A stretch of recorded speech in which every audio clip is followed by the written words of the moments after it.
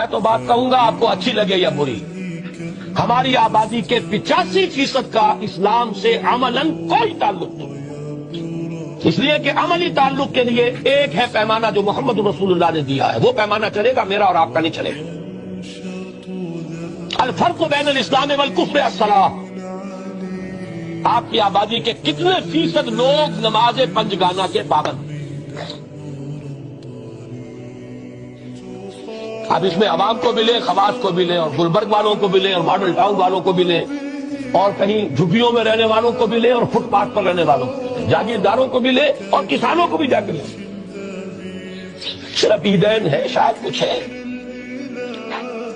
مردے کو دفنانا ہے، شادی کے موقع پر نکاح ہے، یہ چیزیں یہ تو کسٹمز ہے، سوشل کسٹمز۔ دین کے ساتھ تعلق کے لیے تو اصل یارڈ سٹک نماز پنجگانہ۔